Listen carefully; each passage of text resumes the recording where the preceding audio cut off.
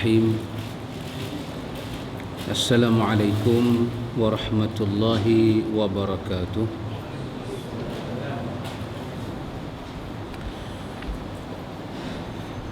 Innal hamdalillah nahmaduhu wa nasta'inuhu wa nastahdihi wa nastaghfiruh wa na'udzu billahi min shururi anfusina wa min sayyiati a'malina. من يهده الله فلا مضل له ومن يضلل فلا هادي له أشهد أن لا إله إلا الله وحده لا شريك له وأشهد أن محمدا عبده ورسوله اللهم فقهنا في الدين وعلمنا من التأويل وجعلنا من الذين يستمعون القول فيتبعون أحسنه آمين. أما بعد، إخوة الإيمان إخوة في الدين أعزكم الله. الحمد لله ثم الحمد لله. إخوة الإيمان, rasanya kita sampai pada muka surat yang ke-11. Rasanya pertanyaan yang ke-14, jika dikatakan kepadamu di mana Allah, rasanya telah kita bincangkan. Maka kita masuk muka surat yang ke-11, iaitu jika dikatakan kepadamu, apakah Allah bersama kita? Ini lagi satu soalan. Adakah Allah bersama kita? Dalam kataan yang biasa kita ungkap, sabar. Quran pun kata sabar, Allah bersama orang yang sabar. Taqwa, Allah bersama orang yang bertakwa. Bahkan kalimah itu pelan khusus. Allah guna apa dia? Allah kata la tahzan innallaha ma'ana. Jangan sedih, Allah bersama kita. Dalam ayat lain Allah kecil lagi persamaan Allah itu. Allah kata Allah bersama dengan kamu berdua. Allah bersama dengan kamu berdua, iaitu Musa dan Harun. Jadi ini yang mendatangkan perbincangan para ulama akidah. Ini soalan akidah. Adakah Allah bersama dengan kita? Adakah Allah itu dia bersama dengan kita? Yang pertama, ikhwatul iman, saya nak khulasahkan dulu, saya nak simpulkan dulu sebelum kita baca ini. Adakah Allah bersama dengan kita? Iaitu terus kita ambil daripada syarah Aqidah Wasatiyah oleh Syekhul Islam. Ayat-ayat yang menceritakan Allah bersama kita ini ada 2-3 jenis punya ayat. Di antaranya seperti mana tuan pengarang kita ini, kita baca ayat dia dulu. Jika dikatakan kepadamu, apakah Allah bersama kita? Maka kamu katakan Allah Azza wa Jalla bersama kita dengan ilmunya, dengan dalil firman Allah, wa huwa ma'akum aynama kuntum, dan dia bersama kamu di mana sahaja kamu berada. Berdasarkan ayat ni, perkataan kuntum dia tak tuju kepada siapa-siapa. Dia tuju pada semua orang. Orang Islam ke, orang kafir ke, masuk dalam kalimah itu. Wa huwa ma'akum, Allah bersama dengan kamu. Allah bersama dengan kamu. Iaitu kita boleh tengok ayat itu, Allah menyebut tentang dia menjadikan langit dan bumi pada 6 hari. Kemudian Allah bersemayam di atas arasy. Sebelum nak sampai pada perkataan wa huwa ma'akum aynama kuntum tadi dalam surah Hadid itu Allah ceritakan dahulu wa huwa alladhi khalaqas samawati wal arda fi sittati ayyam. Itu Allah muqaddimahkan dulu. Allah buat langit, Allah buat bumi dalam tempoh masa 6 hari. Thumma stawa 'ala al-'arsy, kemudian Allah beristawa, Allah bersemayam di atas arasy. Lepas dia ambil masa 6 hari buat langit dan bumi, maka dia bersemayam di atas arasy. Ya'lamu ma yaliju fil ardi wa ma yakhruju minha. Allah sangat mengetahui apa yang masuk ke dalam bumi dan apa yang keluar daripada bumi. Wa ma yanzilu minas samai wa ma ya'ruju fiha. Allah sangat mengetahui apa yang turun daripada langit dan apa yang naik kepada langit. Begitu detail Allah cerita ilmu dia. Begitu detail. Begitu hebat Allah sedang cerita. Allah bagi tahu dia tu kepada kita. Dia buat langit dan buat bumi. Langit itu banyak lapis. Khalaqas samawat. Banyak lapis. Langit itu banyak lapis. Al-ardi, bumi ada selapis. Kerana ni orang tua kata 7 petala langit. 7 petala langit. Betul, ada ayat menyebut 7. Kemudian Allah settlekan pembinaan itu dalam masa 6 hari. Dalam masa 6 hari Allah bersemayam di atas arasy. Macam mana dia bersemayam? Telah kita bincangkan pada muka suratnya ke-10 itu. Kita telah bersembang pada muka surat ke-10 itu. Allah bersemayam. Kemudian Allah mengetahui apa yang Allah mengetahui apa yang turun ke bumi, apa yang keluar, apa yang masuk ke bumi, apa yang keluar ke bumi. Apa yang turun daripada langit, apa yang naik daripada bumi ke langit. Kemudian Allah kata wa huwa ma'akum aynama kuntum. Dan Allah bersama dengan kamu di mana sahaja kamu berada. Wallahu bima ta'maluna basir. Allah sangat mengetahui dan Allah sangat melihat apa yang kamu kerjakan. Jadi itu ayat menunjukkan Allah bersama dengan kita. Tetapi kalau kita baca ayat-ayat lain, masalan kita baca dalam surah An-Nahl ayat 128, surah Taha ayat 46 dan surah Taubah ayat 40, kita boleh melihat macam mana Allah mengolah lagi. Tadi dia kata wa huwa ma'akum aynama kuntum. Dia dengan semua hamba dia. Dengan orang Islam pun dia bersama, dengan orang kafir pun dia bersama. Di mana sahaja dia bersama kita. Kemudian dalam surah Nahl ayat 128 dia kata innallaha ma'al ladzina taqaw wal ladzina hum muhsinun. Dia kecilkan pula. Tadi dia kata dia dengan semua orang. Hak ni pula dia bagi tahu dalam dia dengan semua orang, dalam dia dengan semua orang, dia pula dengan orang tertentu yang semua itu, iaitu dengan orang-orang yang bertakwa dan orang-orang yang selalu melakukan kebaikan. Dia bersama dengan orang ni sahaja.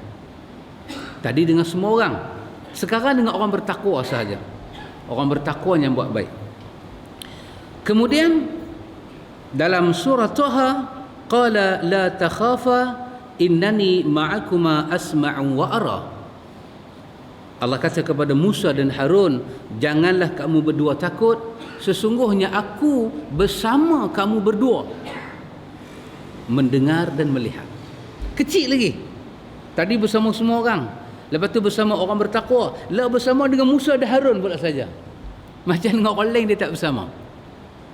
Kemudian dalam surah Taubah ayat 40, innallaha ma'ana. Itu Abu Bakar dengan Nabi dikatakan sesungguhnya Allah beserta dengan kita. Jadi begitu kuat dalil. Dalil apa? Dalil pada menyatakan ikhwatul iman, Allah Subhanahu wa taala dia bersama dengan hamba-Nya.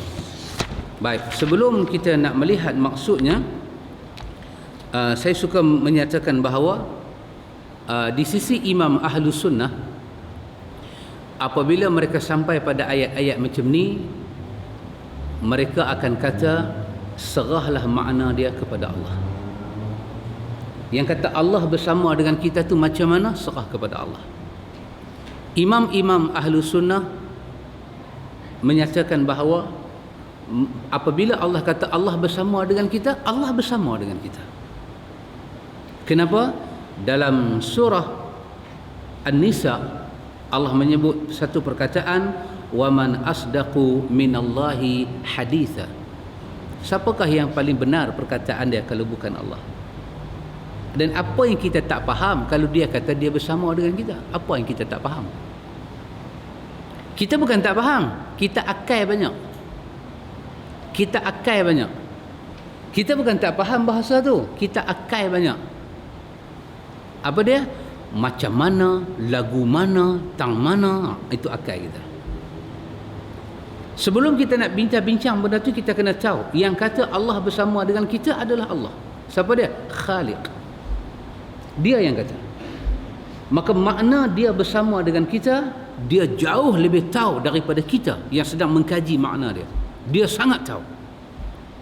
Sehingga kan sampai pada peringkat dia tak perlu bagi tahu macam mana dia bersama.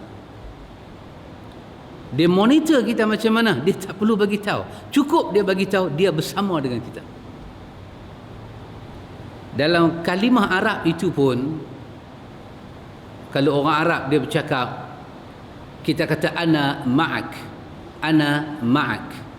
Kita kata izhab anta wa ana ma'ak. Hang pi, aku bersama dengan hang. Ada makna tertentu. Dia bukan mesti kita duduk dalam situ. Itu cerita kata kita bagi pada dia semangat. Pi, jangan takut. Izhab anta. Hang pi dulu. Ana ma'ak. Aku bersama dengan hang. Orang Arab kalau dia nak doakan kepada kawan-kawan dia, dia kata apa nama? Allahu ma'aka wa nahnu ma'aka. Allah bersama hang, kami pun bersama hang. Berapa banyak bersama tu? Ya, kalimah itu tetap kalimah hakiki, kalimah hakikat, tetapi maknanya tak sama. Kerana itu apabila Allah yang kata satu benda, wujudkan kepercayaan dan yakin pada kalimah itu, Allah bersama dengan kita. Allah bersama dengan kita. Nabi SAW kata kepada kita apa dia? Dalam hadis Imam Muslim daripada Jabir, Nabi kata fa inna asdaqal hadisi kitab Allah. Dalam riwayat lain, fa inna ahsanal hadisi kitab Allah. Sebaik-baik ungkapan adalah kitab Allah. Habis. Macam mana kita beriman dengan semua ayat? Ayat semayang, ayat puasa, ayat zakat daripada Allah. Ayat ini pun daripada Allah. Allah suruh semayang, kita semayang. Allah suruh sujud, kita sujud. Maka bila Allah kata dia bersama dengan kita, kita juga percaya dia bersama dengan kita. Kemudian Quran bagi tahu kepada kita dalam ayat-ayat yang macam ni, satu perkara yang paling besar yang kita duk buat wirid dalam kenuri-kenuri arwah, tahlil-tahlil bila orang mati, kan? Amanar rasulu bima unzila ilaihi. Amanar rasulu bima unzila ilaihi wal mu'minuna kullun amana billahi wa malaikatihi wa rusulihi. Itu sangat dahsyat, sangat dahsyat. Apa dia? Amanar rasulu. Rasul itu beriman kepada apa yang telah Allah turunkan kepada dia. Mungkin lepas ni tahlil kena terjemah Melayu, jangan baca Arab. Kalau duk kata amanar rasul tak boleh tangkap. Lah kita kena ubah. Bila tahlil saja, qul Allah pun lagu Melayu. Katakanlah Allah itu Esa, Allah itu As-Samad, Allah itu tidak beranak dan tidak diperanakkan. Kalau kita rajin buat tahlil lagu tu, alhamdulillah akan mati terus tahlil. Siapa pun tak panggil dah. Orang mau tahlil lagu Arab walaupun dia tak faham. Ya, kita kata Allah bersama dengan kita. Kalau datang orang pertikai, kita kata amanar rasul. Rasul beriman dengan kalimah itu. Kalimah wa huwa ma'akum aina ma kuntum turun kepada Rasul. Amanar Rasul. Rasul beriman dengan kalimah itu. Apa masalah kita? Kalam itu kalam Allah. Apa masalah kita? Sampai kita nak cari makna yang Rasul tak bagi, sahabat tak bagi, salafus salih tak bagi, kita nak pakai satu makna asin. Nak bagi hati kita, bukan bagi faham, bagi puas. Kita boleh faham Allah tidak menurunkan bahasa Arab yang tak difahami. Hatta Quran ini turun kepada bangsa yang tak erti Arab sekalipun, pasti dia akan faham, kerana Quran itu hudal linnas, dia adalah petunjuk bagi manusia. Mesti boleh faham Al-Quran. Cuma masalah kita tidak yakin dengan ayat-ayat Allah. Tapi masalah kita, ayat lain kita yakin. Saya bagi contoh. Contoh ini boleh mendatangkan marah, tapi saja saya contohkan. Itu ayat Allah. Bila kita baca Quran, Allah kata as-sariqu was-sariqatu faqta'u aydiyahuma jazaa'an bima kasaba nakalan min Allah. Pencuri lelaki, pencuri perempuan, potong kedua tangannya. Sabit salah, potong kedua tangannya. Balasan daripada Allah. Itu balasan daripada Allah. Jaminan pencegahan daripada Allah. Sekarang kita kata ini ayat Allah suruh potong tangan. Mestilah kita yakin. Mesti kita yakin. Tiba-tiba ada orang yang kata kita, memang ayat itu kata potong tangan, tapi bukan mesti potong tangan. Mungkin maksud dia, Allah suruh kita buat undang-undang bagi menggerunkan orang mencuri. Betul, aku tak nafi, memang ayat tu kata potong tangan, tapi bukan mesti potong tangan. Kita potong kuku pun sama juga, dia sebahagian dari tangan. Kenapa kita nak faham mesti potong tangan, mesti potong tangan? Tidak. Ada tak ada makna yang boleh kita pakai? Pemerintah cari satu undang-undang menakutkan orang untuk melakukan jenayah ini. Kita kata salah hang cakap lagu tu. Ayat itu bukan mafhum dia lagu tu. Ayat itu mafhum dia potong tangan. Kenapa potong tangan? Kalimah potong dipakai. Bukan kalimah potong, bukan gunting, bukan tetak, bukan takik. Bukan simbolik, dia bukan majazi, dia ayat yang hakiki. Kita akan mempertahankan ayat Allah. Kenapa?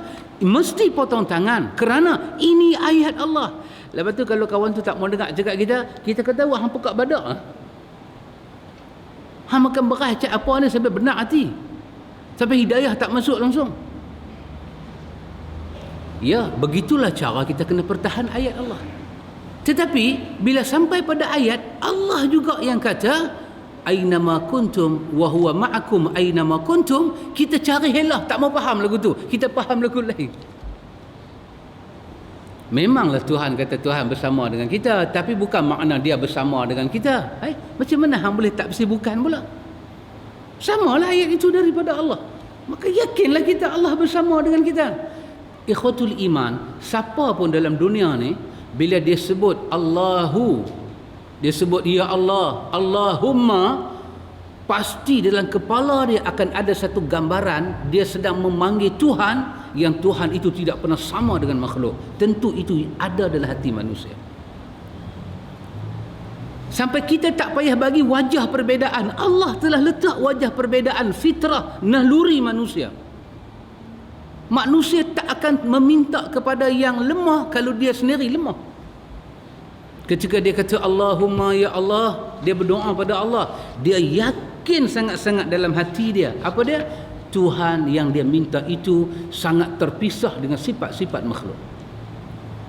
Walaupun Allah kata Allah ada tangan, Allah ada kaki, Allah ada itu, Allah ada ini, pasti kita yakin benar-benar dalam hati apanya Allah kata sama macam kita, akan wujud permisahan yang jelas dengan makhluk. Itu telah pun Allah semadikan dalam fitrah, dalam akal, dalam jiwa manusia. Cukuplah Allah turunkan ayat laisa kamitslihi syai'un wa huwas samiul alim. Ada orang-orang yang sesat daripada ayat ini, wa huwa ma'akum aina ma kuntum, dia mencipta ajaran wahdatul wujud. Wahdatul wujud, wujud yang satu. Sebab dia kata Tuhan bersama dengan kita, bermakna Tuhan bercampur baur dengan kita, Tuhan sedaging dengan kita. Pasal tu orang tasawuf dia akan kita kata Tuhan Faham tak? Baik. Main dengan siapa? Main dengan Tuhan. Oh dia. Main dengan Tuhan. Kita pun dengar. Dahsyat. Pada kita, makam dia terlampau tinggi ya. Dia boleh main dengan Tuhan. Wahdatul wujud sedaging. Sampai dia tengok pokok, hatta dia tengok batang rokok, dia nampak Tuhan. Ya, kenapa? Ainama kuntum wa huwa ma'akum ainama kuntum. Ahlus sunnah tidak. Kenapa? Ahlus sunnah telah menafikan persamaan Khaliq dengan makhluk. Tak sama.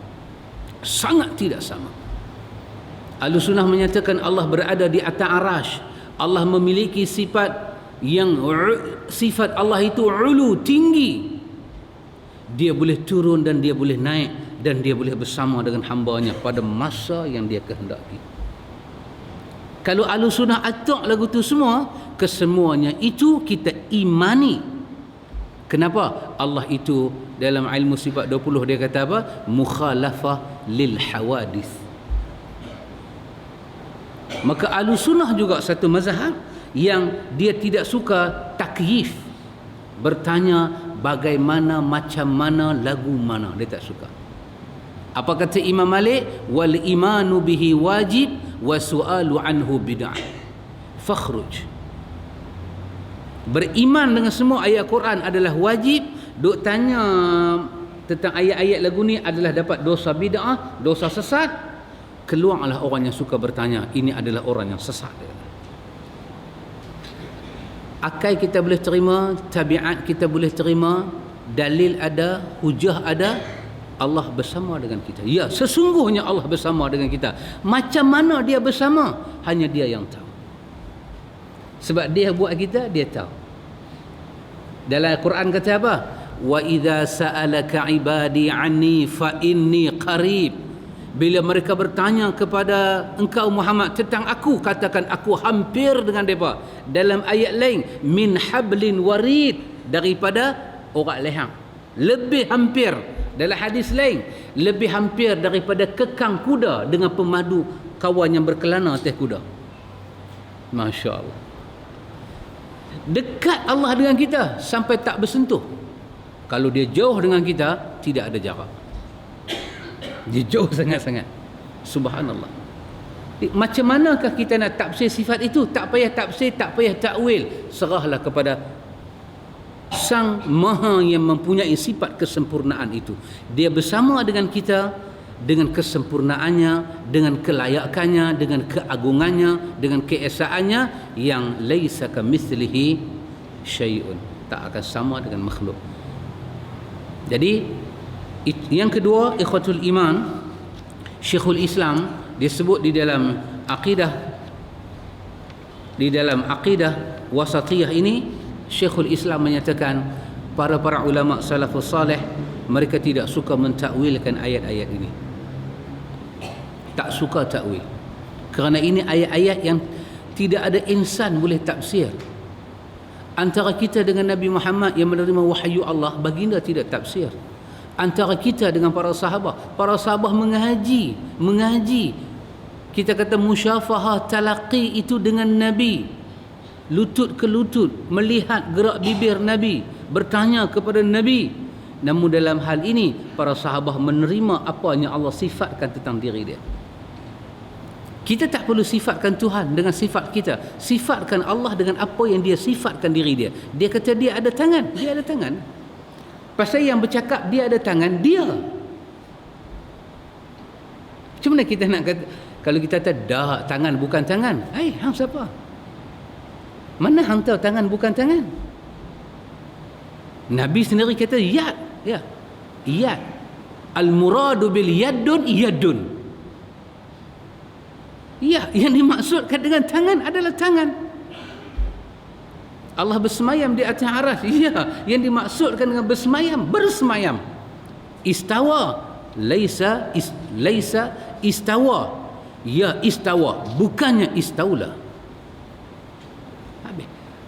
Tuhan duduk atas, kita duduk bawah macam serupa. Itu kepala otak hang kata serupa. Subhanallahi amma yasifun. Bersihkan otak hang daripada apa yang sedang hang sifatkan Tuhan. Agama tak ada masalah. Yang bermasalah ni kepala otak manusia. Dia tak mau terima ayat Allah, tapi sebahagian dia terima, sebahagian dia engkar hati nak terima. Dia tidak mau terima. Kata Imam Abu Hanifah di dalam buku yang ditulis oleh Abdurrahman Khumaisi, I'tiqad Madzahib Arba'ah, membawa perkataan Abu Hanifah, sesiapa yang tidak mau sifatkan Allah dengan apa yang Allah sendiri sifatkan diri dia, maka dia keluar daripada wilayah iman, dia bertemu dengan wilayah kufur. Maka imam-imam ahlu sunnah mereka tak suka terjemah Allah bersama dengan kita. Ya, sebenar-benar dia bersama dengan kita. Allah melihat kita. Ya, dia bersama, dia melihat. Lagi hebat, lagi hebat, lagi hebat. Karena itu kata Imam Ibn Qayyim, apabila kita berbicara tentang Tuhan, biarlah perbicaraan itu mendatangkan takut kepada Allah. Orang-orang kalam, mereka berbicara kepada Tuhan sampai mereka menafikan sifat, buang sifat, tokok sifat. Mereka duk pergi otak Tuhan tu layak lagu mana. Berbicara tentang Tuhan sampai mereka tidak takut kepada Allah. Tak boleh begitu. Para sahabat Nabi tidak berbincang ayat lagu ni. Pasal nak masuk berbincang saja gementak jiwa mereka. Pasal apa? Tentang siapa kita nak sembang ni? Kita tidak ada sumber. Hawa nafsu bukan sumber. Akal pemikiran bukan tempat rojokan. Nas, wahyu, kekasih Allah sahaja mendiamkan diri. Siapalah kita nak cakap lebih dalam bab itu. Satu hari Ibn Taymiyah rahimahullah, bila dia tengok orang ni tak boleh faham dengan ayat-ayat macam ni, Allah bersama dengan kita. Dalam hadis kita akan jumpa dalam Riyadhus Salihin, hadis kan Nabi tak bagi bila orang itu sembahyang kita lalu depan. Apa Nabi kata? Jangan lalu depan. Satu, bila kita nak meludah dalam sembahyang, jangan meludah ke kanan, jangan meludah ke depan. Sebaliknya ke kiri. Ke kiri. Lepas tu bila kita ludah ke kiri, zaman Nabi kan masjid pasir, lenyekkan ludah kita tu sampai tak nampak, macam berketui kan, tak nampak, bagi dia dengan tanah. Pasal apa? Nabi kata di hadapan kamu ada roh kamu. Masa kita semayang, Nabi kata Allah ada depan. Orang-orang yang duduk, orang-orang yang tak mau faham, yang dengar Syekhul Islam bercakap, memang dia golek kepala. Saat kata Tuhan duduk atas arash, saat kata Tuhan bersama dengan kita, saat pi kata Tuhan duduk depan kita, betul-betul Tuhan duduk tang mana? Ditanya. Pasal itu daripada ayat ini dia mencipta wahdatul wujud. Allah itu ada di mana-mana dan dia tidak bertempat. Sifat 20 dengan wahdatul wujud ada persamaan. Ada persamaan. Ada perkara yang sangat tak boleh diterima, mesti dibetulkan. Allah tak bertempat. Yang benarnya Allah tidak bertempat, kata dia. Sebab kalau Allah bertempat, ayat Quran akan saling canggah mencanggahi. Ada ayat kata Allah bersama dengan kita. Ada ayat kata Allah di atas arash. Ada hadis kata bila kita sembahyang Tuhan duduk tang depan. Jadi macam mana kita nak faham ni semua? Maka yang tepatnya Allah tidak bertempat.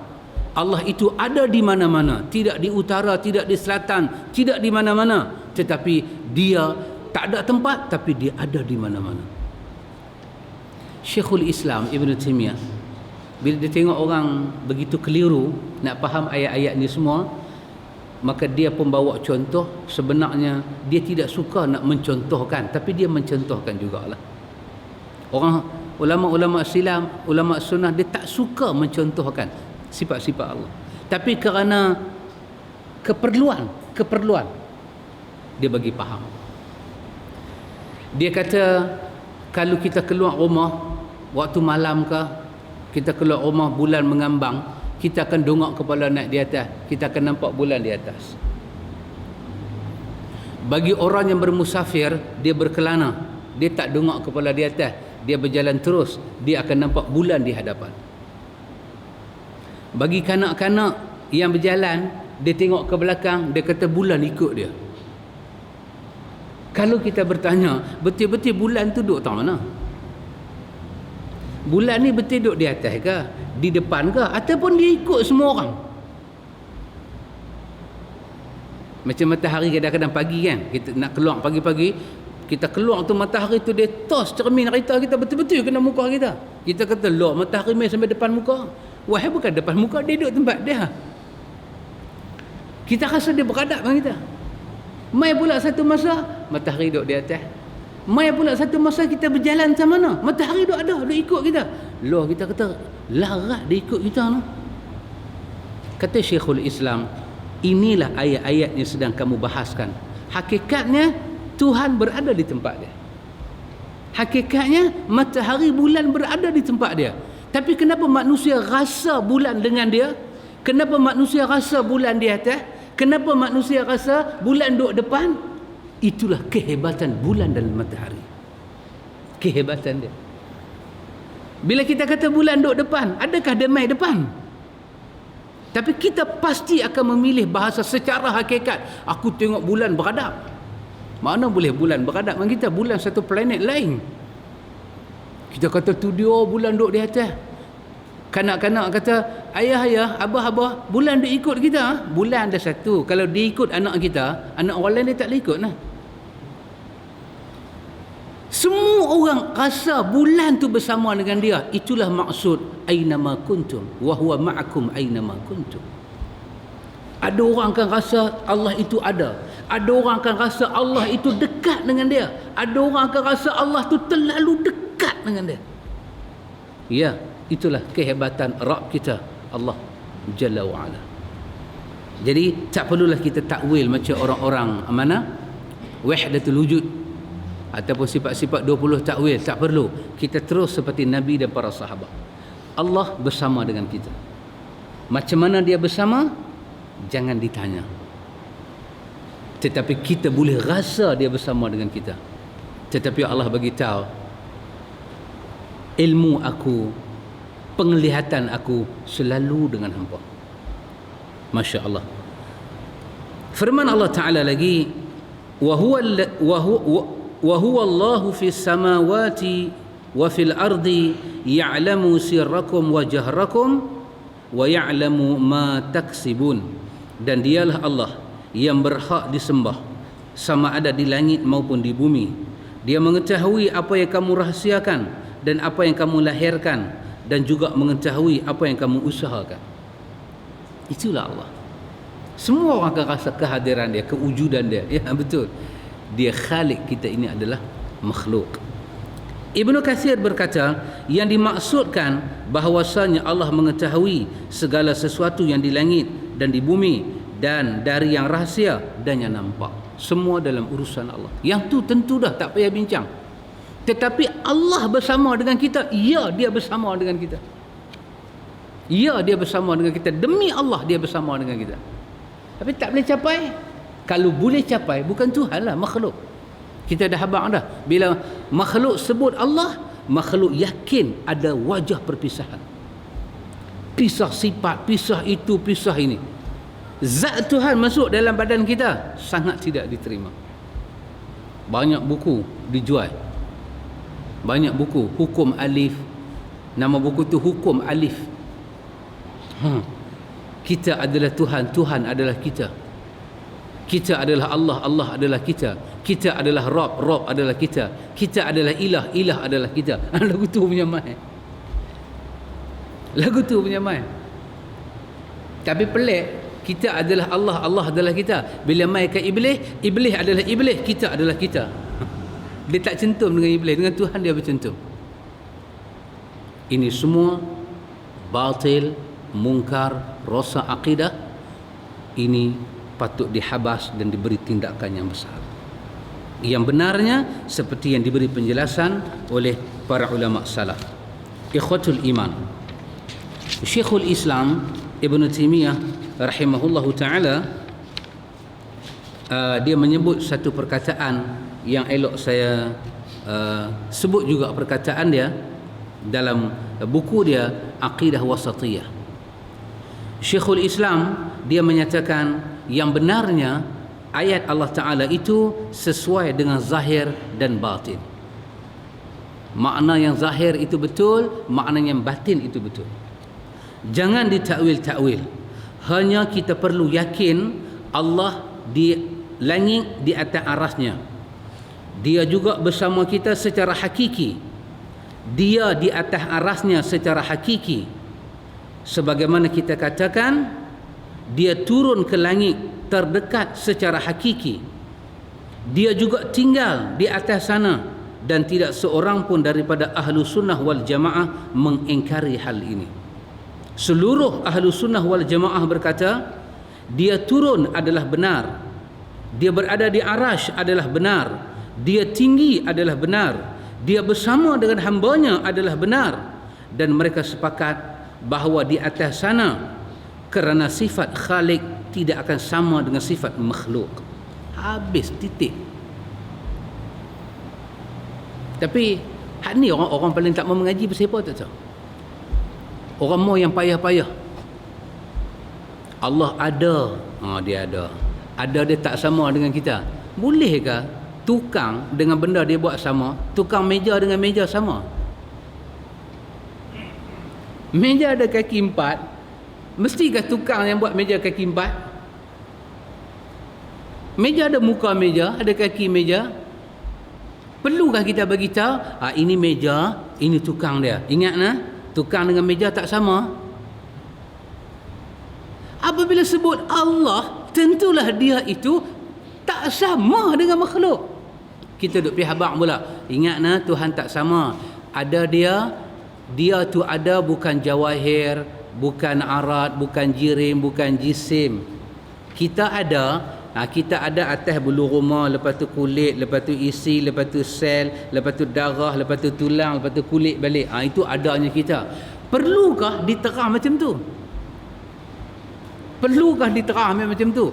Kalau perlu diterang sampai macam tu, maknanya manusia ini beruang di Zoo Taiping pun senang je. Beruang Zoo Taiping tu senang je. Takkanlah manusia sampai buta tak kenal Allah. Dia kenal Allah. Dia kenal. Lebih-lebih Al-Quran menceritakan sifat Allah. Mudah bahasa Quran. Allah mendengar. Tidak ada yang terlepas daripada pendengaran Allah. Yakinlah Allah sedang mendengar. Yang berbunyi, yang tak berbunyi, yang zahir, yang batin, yang ringan, yang berat, yang ada suara dan yang tak ada suara. Semuanya tak terlepas daripada pendengaran Allah. Titik. Habis. Dah selesai dah bab mendengar. Ni dengar Tuhan tak ada cuping telinga. Cuping telinga kita bulat macam roundabout. Tuhan tak ada. Masuk ke dalam Tuhan bukan lagu tu. Kita pula ada taik telinga. Taik telinga pula ada beberapa kategori. Ada nanah, ada tak ada nanah. Berapa tahun nak habis bab tu? Berapa tahun nak habis bab telinga? Ada kawan kata dengan saya, Ustaz, kami mengaji Bismillah 4 bulan. Kami mengaji Bismillah, Fatihah tak masuk lagi. Bismillah aja 4 bulan. Dahsyat. Dia kata, Ustaz yang mengajar tu detail lah Ustaz. Saya kata tu bukan detail, tu bahlul. Bismillah apa mengaji 4 bulan? Sahabat turun Fatihah, mengaji Fatihah. Mengaji terus Sab'ul Mathani.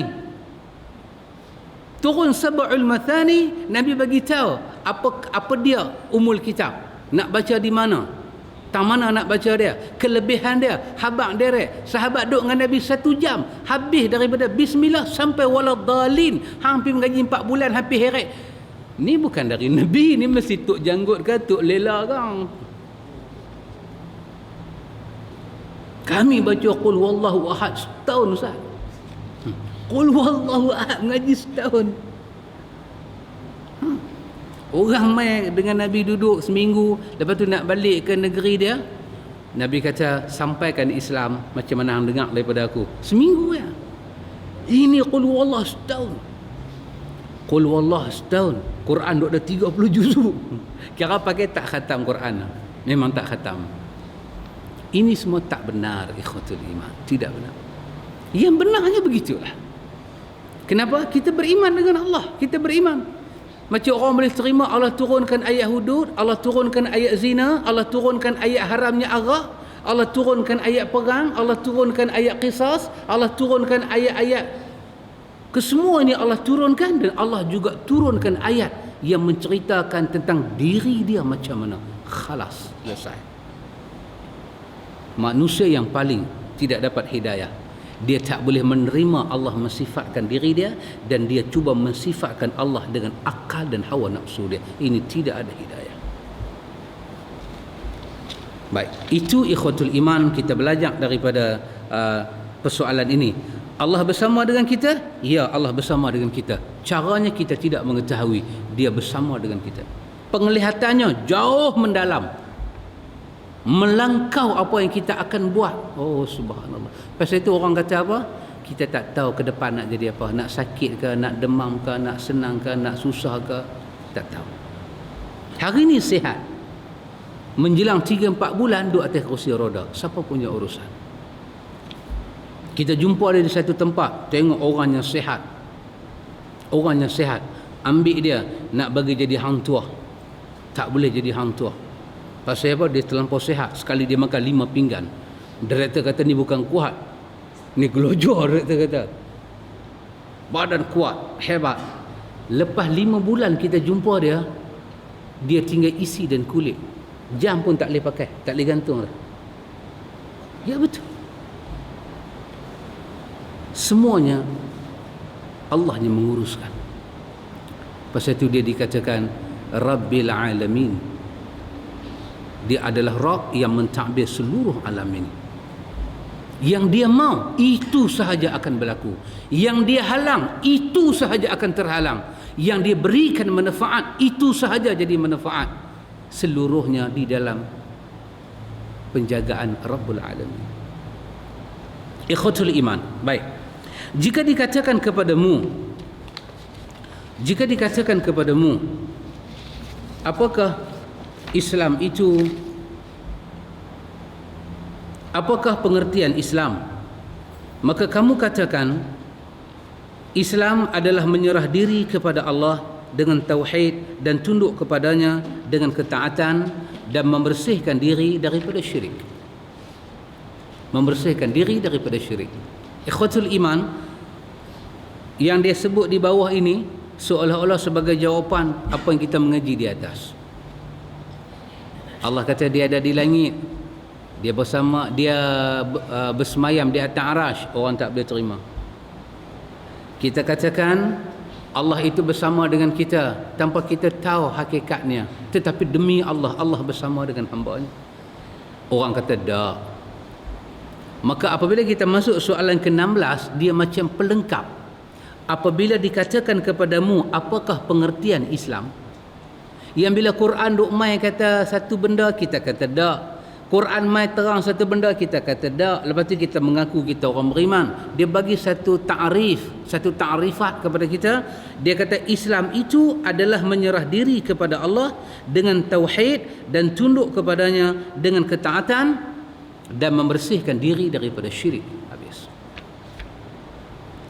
Selagi hang tak boleh tunduk kepada semua ayat Allah, selagi itulah makna Islam tak ada pada kita. Pengakuan itu mungkin ada, perbuatan itu mungkin ada, tapi nilai sebagai Muslim tidak ada. Kenapa? Islam itu dikatakan tunduk kepada Allah. Oh benar, Ibrahim yang begitu dahsyat, ikhwatul iman. Wa izibtala Ibrahim rabbuhu bikalimatin fa'atammahun. Kami ibtila'kan Ibrahim dengan beberapa kalimat.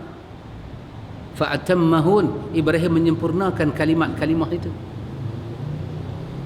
Ibrahim diuji dengan beberapa kalimat perintah. Uji sembelih anak, uji khitan, uji buat Kaabah, uji berpisah daripada keluarga dia, uji macam-macam uji, buat qawaid. Qawaid itu. Wa iz yarfa'ul Ibrahimul qawa'ida minal bait. Ujian. Tinggal anak di Sahara. Tak ada apa. Wadi ghairu zar'in. Satu wadi yang kering kontang, air tak ada. Ya. Uji Ibrahim, panggil orang mai ke Mekah. Semualah sekali uji Ibrahim, ambil baling dalam api. Allah Akbar. Sangat dahsyat Allah Ta'ala ini, sangat dahsyat. Sangat dahsyat dia berhubung dengan hamba dia, sangat dahsyat. Tersangat dahsyat. Ambil baling dalam api. Yang kena baling dalam api ni bukan orang jahat, orang paling baik di kota Babil. Orang paling baik di Iraq itu kena baling masuk dalam api. Yang paling jahat yang baling orang baik. Mana mungkin kita terima hukuman ini? Ya, mana boleh? Itu yang gambar Hindu banyak hero duk marah kat tokong pasal itu. Last sekali hero ke heroin ke mak hero ke dia pergi tang tokong, dia jegir mata terbeliak depan tokong. Tokong pun buat apa yang dia mahu. Pasal lagu ni. Jadi orang baik ni susah. Tetapi apa Allah simpulkan kisah Ibrahim? Idz qala lahu rabbuhu aslim qala aslamtu li rabbil alamin. Oh dahsyat. Kesemua Ibrahim lalui, Allah kata sepatah kepada Ibrahim, iz qala lahu aslim, Ibrahim serah diri pada aku. Terimalah ajaran aku, serah diri pada aku Ibrahim. Tiba-tiba Ibrahim boleh menjawab, menggegarkan alam ini, langit dan bumi bergegar.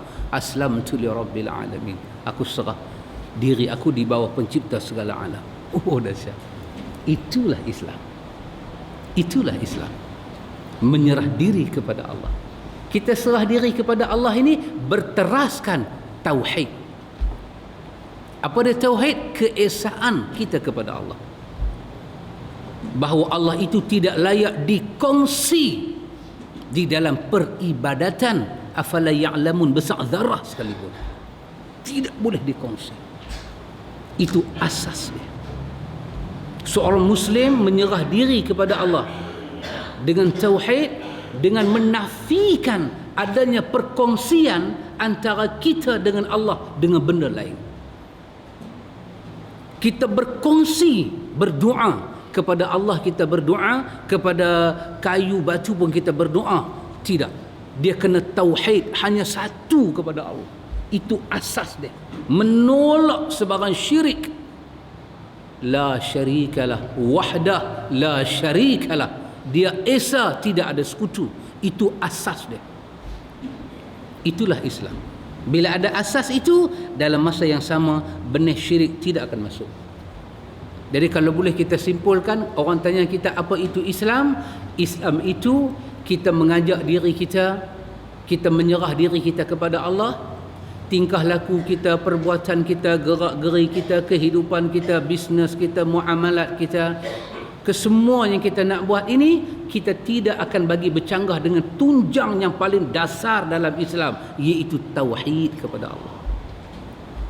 Dalam hidup nak makan, dalam hidup nak kahwin, dalam hidup nak bergaul dengan orang, dalam hidup nak bekerja, dalam hidup nak membina, dalam hidup nak berpolitik, dalam hidup nak membina kehidupan, semuanya itu tidak boleh meruntuhkan tauhid kepada Allah. Kalau runtuh, kau tinggalkan benda itu.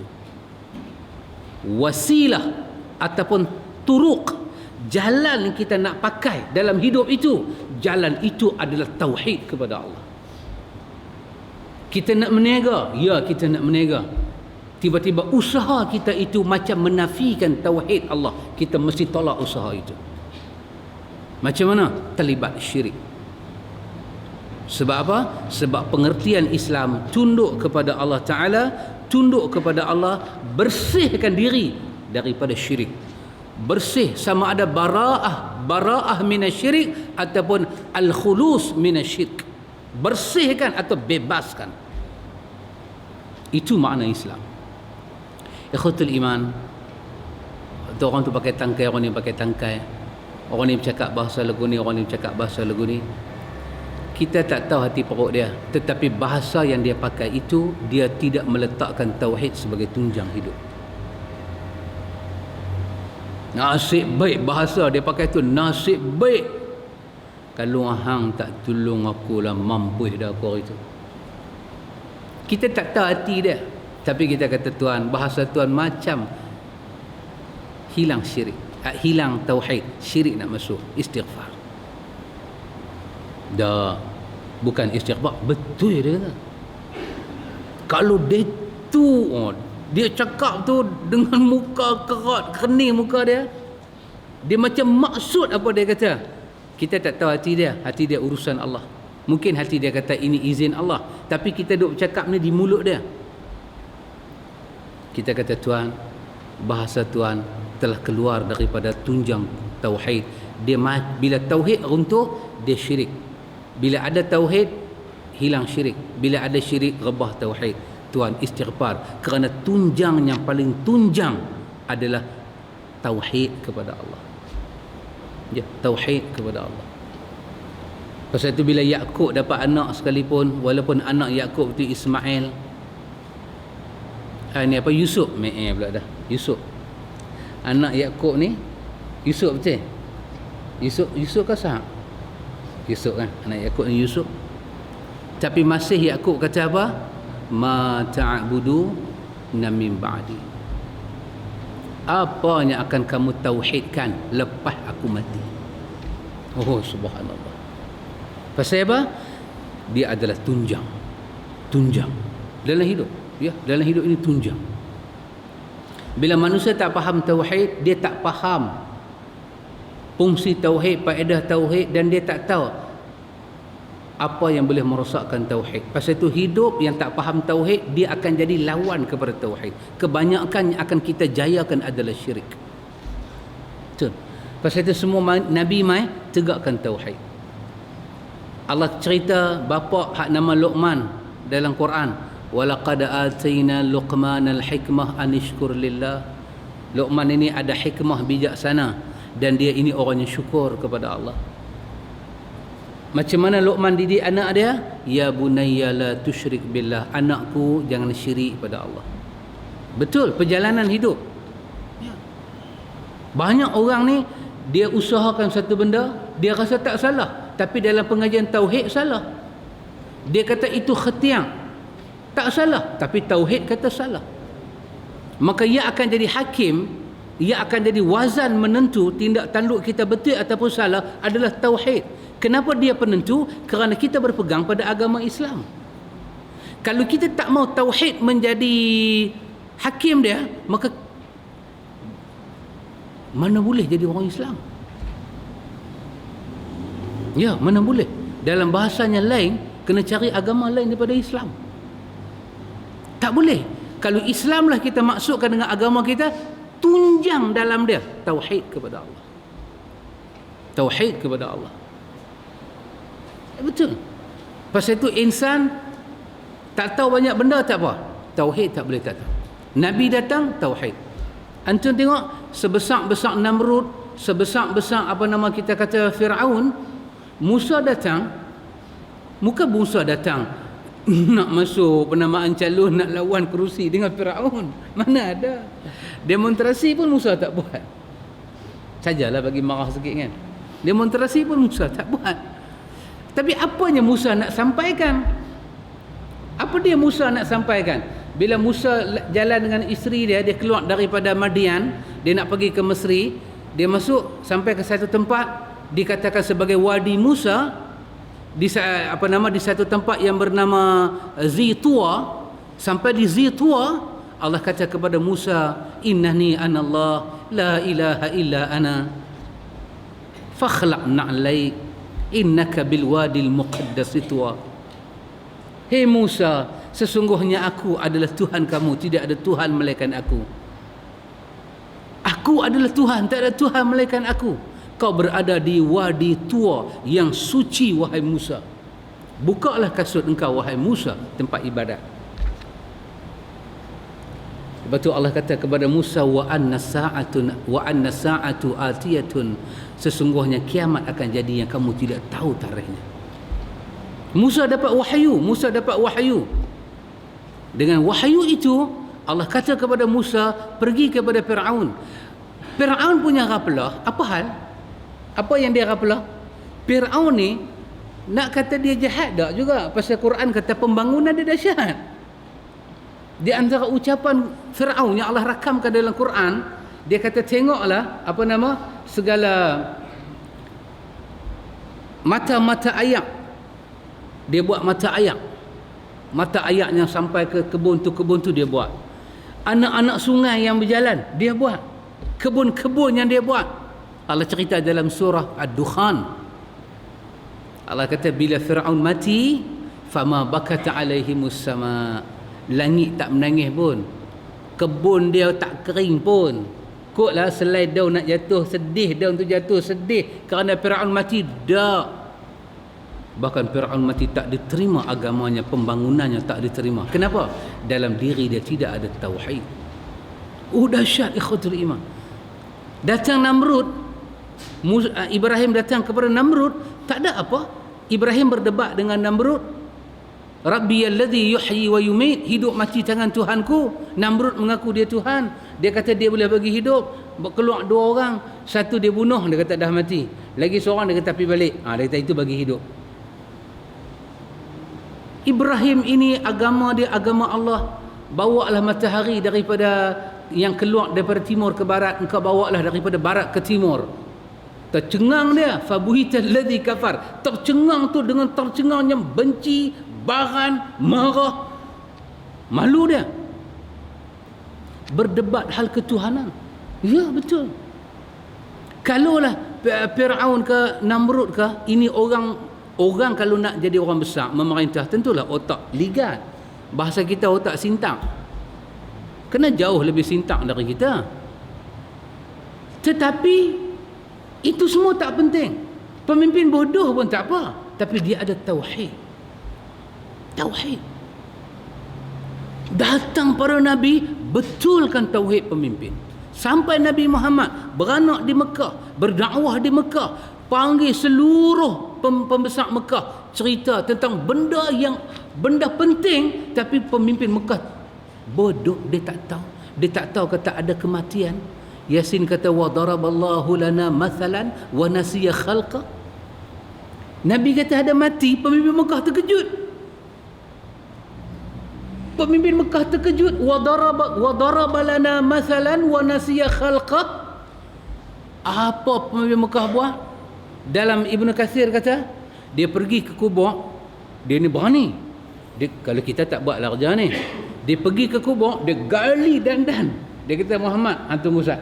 Dia ambil segala tulang belulang, dipanggil izam, yang dah bercerai dengan laham ni, dia letak depan Nabi. Dia kata, siapa yang boleh menghidupkan tulang belulang ni? Siapa boleh bagi hidup?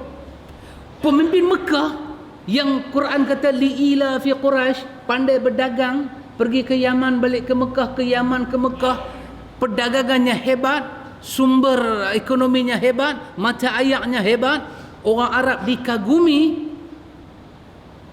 Tetapi Quran kata benda yang paling asas dia bodoh, dia tak tahu ada Allah Rabbul Alamin. Ya, besar ikhwatul iman. Tauhid adalah perkara besar, kerana dia adalah tulang di dalam kalimah yang nama dia Islam. Tauhid. Jahat macam mana, buruk perangai macam mana, mati di atas la ilaha illallah, masuk neraka, Allah tak biar orang yang ucap tidak ada Tuhan melainkan dia kekal selama-lama dalam neraka. Besar kalimah ini. Pasal itu orang pemimpin dia tak boleh bodoh ini. Tak boleh bodoh ini. Pemimpin kena tahu. Kerana pemimpin tak tahu tauhid lah, dia duk pergi ke Batu Cave, dia duk pergi ke apa nama? Ni apa nama? Yang pesta buih ni. Punggul. Pesta buih ni. Kalau dia tahu tauhid, tak ada siapa perlu bagi tahu ke dia. Dunia jadi kalang kabut. Saat ni pemimpin tu cucur api pada Tok Kong ni. Saat ni main orang ni cucur api. Saat ni orang India tak dan pakai serban dia, orang kita pakai sihab dah. Orang India tak dan calik kapok 3, orang kita calik siap-siap dah. Kenapa semua ni jadi? Kerana dia tak tahu tauhid. Dan masalah dia, kenapa waris Nabi, para ulama tak mendidik tauhid? Kenapa tak cakap dengan pemimpin? Ikhwatul iman, seorang itu benar tauhidnya, benar perjalanan hidupnya, benar bimbingan Allah kepadanya. Tapi kalau tauhid dia rosak, syirik ambil alih, dia akan mentakbir kehidupan dia di atas kefahaman syirik. Bahasanya syirik, ekonominya akan ada unsur syirik, politiknya akan ada unsur syirik, pentadbirannya akan ada unsur syirik, cara dia didik anak-anak akan ada unsur syirik. Akan ada unsur syirik. Saya cerita pada antum satu cerita lah, tapi jangan habaq ke orang lah. Ini sangat rahsia. Sangat rahsia. Very secret. Jangan cerita ke orang. Kita dengar, orang macam saya bukanlah orang bagus sangat, kita pun kalang kabut, tapi kita dengar orang cerita, kita kata ada ke orang lagu tu, tapi bila dia cerita dengan kita, dia kata inilah keluarga saya. Kalau inilah keluarga saya, keluarga Langkau, betul Langkau, Kau Langkau 69. Tak tahu nak panggil apa. Betul, tak tahu nak panggil apa. Dia tangkap satulah, tangkap. Bukan Jabatan Agama tangkap, orang kampung tangkap.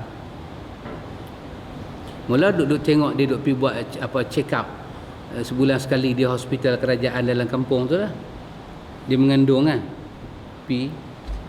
Mula dia mengandung lah first baby. Biasa. Betul, orang nurse kampung ni jenis jarum sikit. Tanya gedebang-gedebung soalan. Dia jawab. Dia kata saya tak kahwin lagi. Dia bukan kok dia nak heret kau untuk pergi tong toilet ke, jangan habaq korang lah. Dia jawab happy go lucky. Saya tak kahwin lagi. Yang terkejut bukan dia, nurse yang tanya tu duk pegang jantung dah. Nurse tu pegang jantung dah. Dia kata, ni ayah tak tahu? Ayah tahu. Mak tak tahu? Mak tahu. Tu orang yang buat hang ni dia lari ke? Dah, dia duk main lari. Dia bertanggungjawab punya orang. Bertanggungjawab dah kita.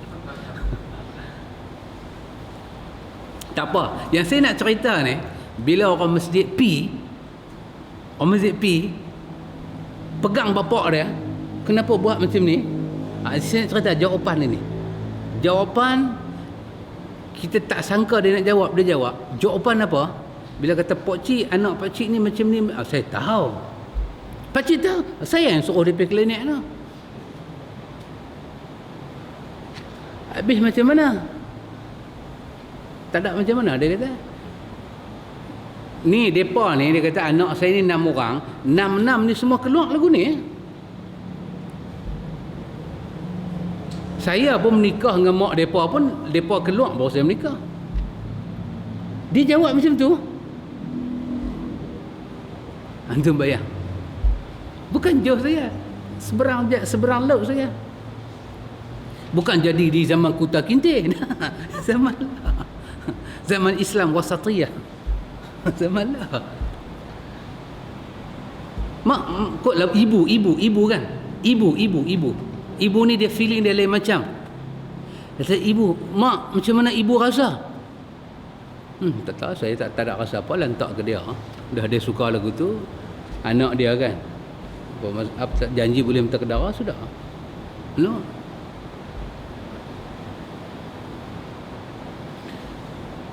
Apa yang saya nak bagi tahu, betul lah, kehidupan itu di atas apa yang kita yakin dan kita faham.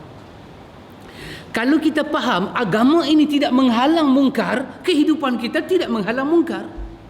Kalau kita faham ruh daripada agama ini, kebaikan boleh campur dengan mungkar, itulah kehidupan kita. Pasal itu benda paling pertama yang kita kena faham, sebelum kita faham benda-benda lain, kita panggil tasfiyah jiwa dengan tauhid. Ya, kerana itu tuan kitab kita kata Islam itu adalah agama tauhid, serah diri kepada Allah dengan tauhid. Firman Allah, fa ilahukum ilahun wahidun falahu aslimu wa basyiril mukhbitin. Maka Tuhanmu adalah Tuhan yang esa, karena itu berserah dirilah kamu kepadanya dan berikan khabar gembira kepada orang yang tunduk kepada Allah. Dia bawa ayat-ayat untuk menyatakan Islam itu tunduk, taat dan menyerah diri. Mukhbitin ni orang yang tunduk. Orang yang tunduk dan merasakan kebesaran di hadapan dia. Orang yang tunduk. Maka Allah kata Tuhan kamu Tuhan yang esa, falahu aslimu, kepadanya lah kamu serah diri, wa basyiril mukhbitin, sampaikan khabar gembira pada orang yang tunduk menyerah diri kepada Allah. Menyerah diri kepada Allah, apa maksud dia? Serah diri kepada agama ini. Agama tauhid ini ada peraturan, ada syariat, ada undang-undang. Serah diri kita di bawah peraturan-peraturan itu. Saya aja tadi terbuka TV petang, ada satu rancangan agama. Pengurusi tanya ke ustaz. Pengurusi kata, yang dikatakan orang yang tawakal ini siapa dia? Orang tawakal dan orang yang sabar ni siapa dia? Ustaz jawab, orang yang tawakal ini, dia kata senang je kita nak kenal. Dalam tawakal tu ada sabar, senang je. Contohnya dia sakit. Bila dia sakit, orang yang ziarah dia tak sebut pun kata dia sakit. Dia terus cerita hal dia kepada Tuhan. Ini orang yang tawakal dan orang yang sabar. Sebab orang yang tawakal dan sabar, dia fikir mengadu pada orang tak selesai, maka dia mengadu kepada yang boleh bagi selesai, Allah. Bila orang tanya dia, Tuhan sakit, Alhamdulillah. Saya tanya pada antum, kalau antum sakit, antum ada problem, boleh dah tak cerita ke orang? Tengok muka sahabat merah menyala, demam, merah menyala, air mata duk turun memanjang, panas badan. Kata sahabat demam tak? Alhamdulillah. Adakah orang boleh buat begitu? Adakah orang boleh sabar dan tawakal macam tu?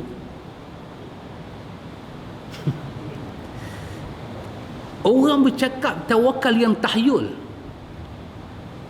orang bercakap sabar yang tahyul, sangat-sangat tahyul. Allah cerita tentang pengaduan Nabi Allah Yaqub. Nabi Yaqub ketika hilang Nabi Yusuf, macam mana Nabi Yaqub mengadu kepada Allah. Tanya anak-anak dia, hampa pergi letak Yusuf tak mana? Sampai rabun biji mata dia. Dapat baju Yusuf tu dia boleh bau. Oh, subhanallah. Tu Nabi. Nabi kata apa? Allahumma inni ashku ilaik inni ju'an wa 'atshan fa'at'imni ma'indak. Hadis At-Tabrani. Ya Allah, aku mengadu pada Hang, ya Allah, aku lapar, aku demam, aku sakit, ya Allah, aku tak ada makan, aku dahaga. Tiba-tiba sahabat kata, ya Rasulullah, Hang lapar? Nabi kata, lapar satu Nabi sama dengan 2 orang daripada umat. Demam seorang Nabi sama dengan panas 2 orang daripada umat. Masya Allah. Nabi saja mengadu masalah pada orang. Mengadu pada Khadijah adalah hadis Imam Bukhari. Kalla. Khadijah kata pada Nabi, dak. Khadijah kata, dak. Allah tidak akan menyakiti kamu. Ma yu'zikallahu abada.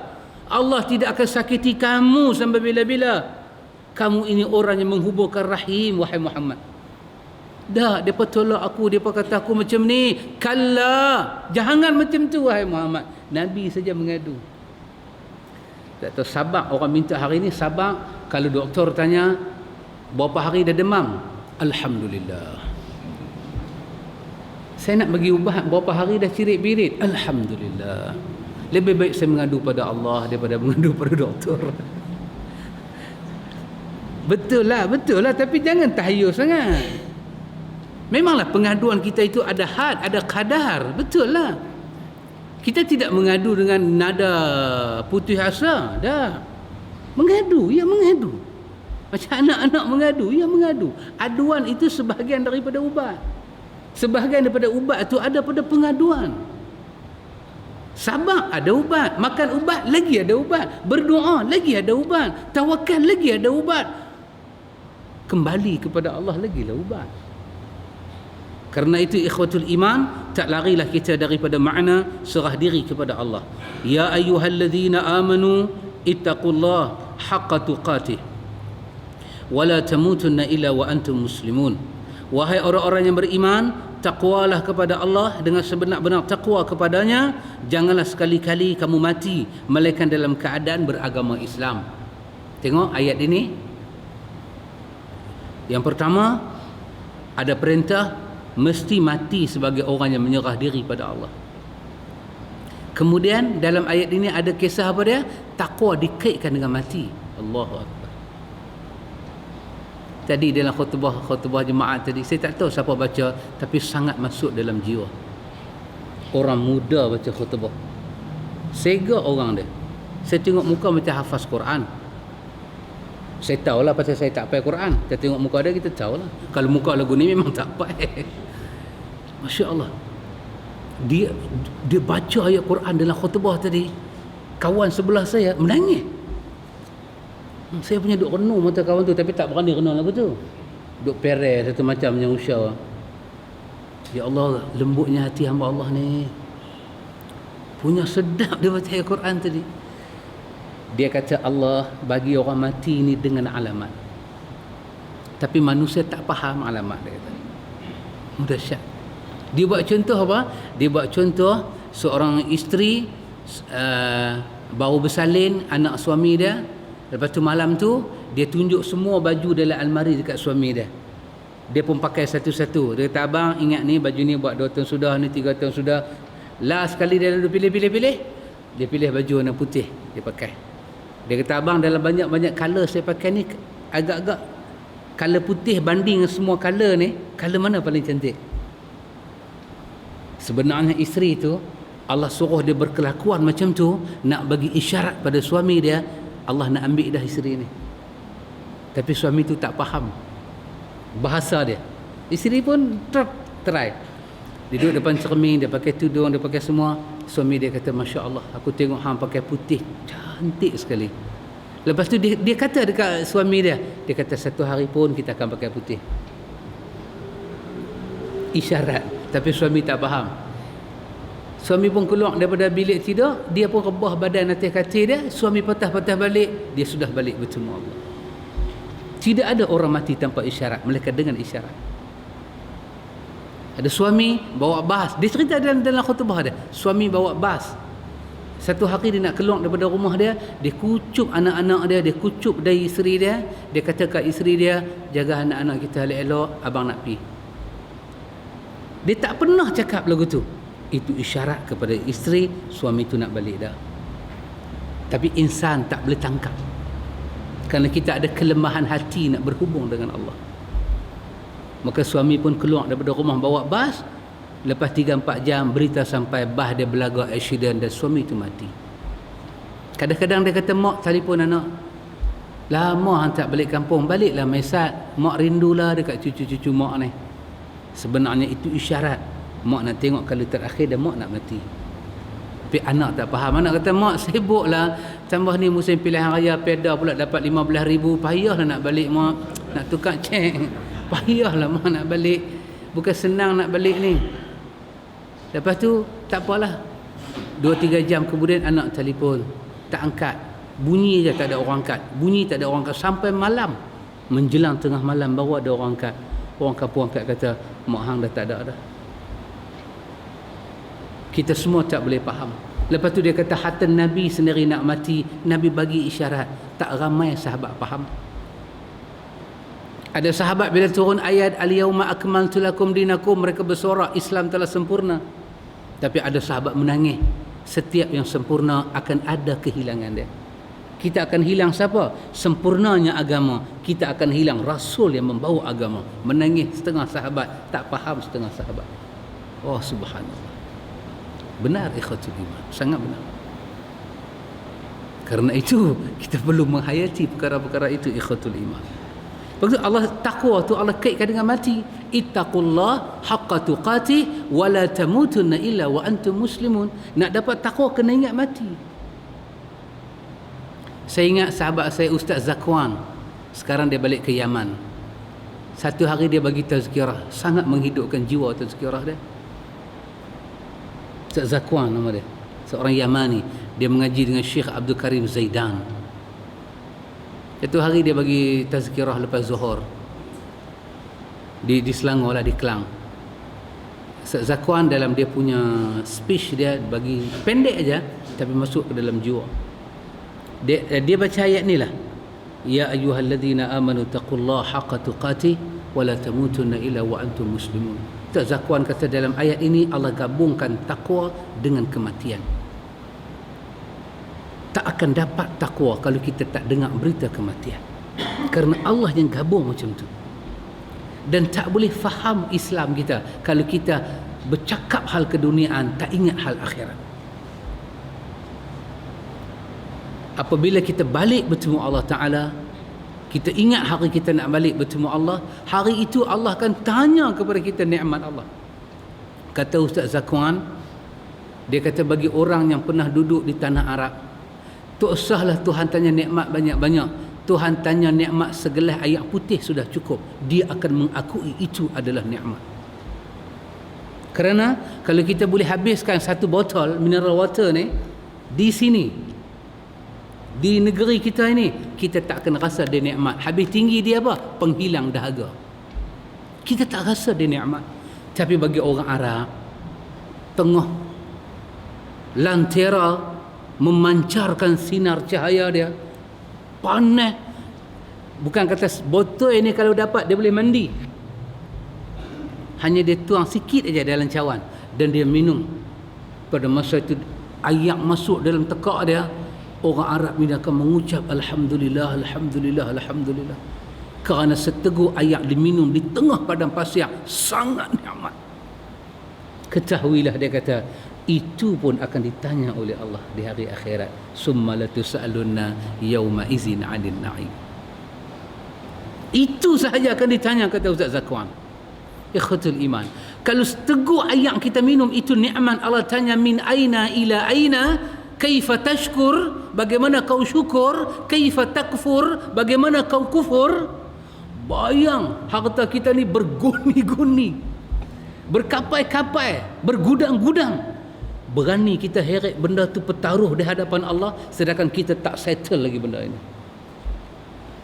Ada ramai orang duduk di luar sana yang semua negeri dia pusing. Sampai hari ini Mekah dia belum dapat seru lagi.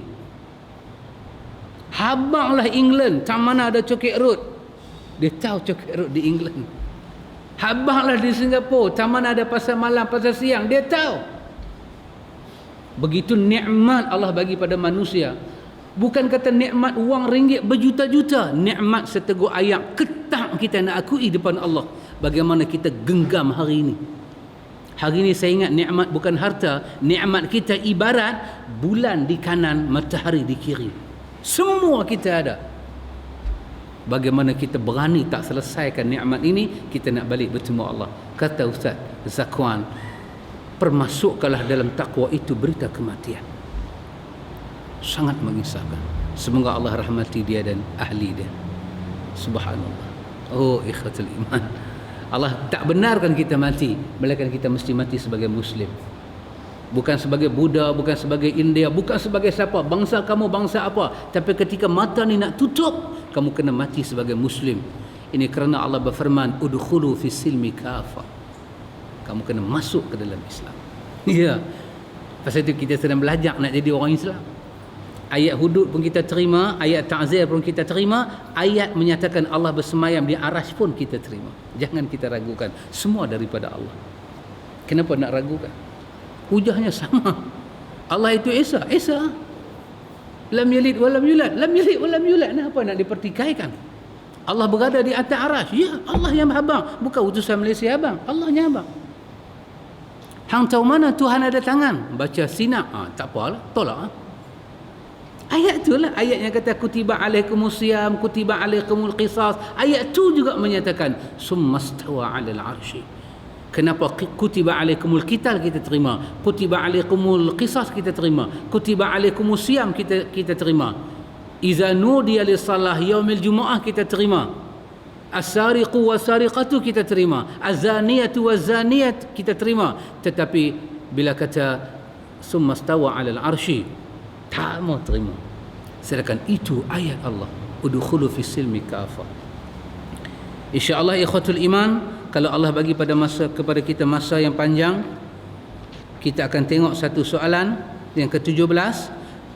Apakah agama Islam telah sempurna atau masih memerlukan penyempurnaan? Sempurnakah Islam ni? Imam Malik kata sempurnanya Islam, satu bid'ah tak boleh masuk. Masuk satu bid'ah, Islam rosak. Sempurna. Kereta main dengan 4 tayar, sempurna. Buang satu tayar tak boleh, tambah lagi satu tayar pun tak boleh. 4 itu sempurna. Apa kata Imam Malik? Siapa yang buat bid'ah, yaraha hasanatan, dia tengok bid'ah itu baik, za'ama anna Muhammadan khana risalah, dia telah tuduh Muhammad itu pengkhianat dalam ar-risalah. Sempurna. Sempurna, kena tolak bid'ah. Kena tolak bid'ah. Masya Allah. Lepas tu kita akan jumpa satu lagi tajuk yang bagus, dari mana seorang Muslim mengambil pelajaran agama. Dari mana seorang Muslim mengambil pelajaran agama? Dari mana? Sekolah menengah kebangsaan kah? Sekolah mana? Dari mana kita nak ambil pelajaran agama? Dari TV kah? Dari apakah? Itu di antara benda yang patut kita melihat soalan-soalan itu. Wallahu ta'ala alam. Semoga diberkati Allah dunia sampai akhirat. Subhanakallahumma wa bihamdika asyhadu an la ilaha illa anta astaghfiruka wa atubu ilaik. Allahumma rabbana atina min ladunka rahmah wa hayyi lana min amrina rashada. Wassallallahu ala nabi Muhammad walhamdulillahi rabbil alamin.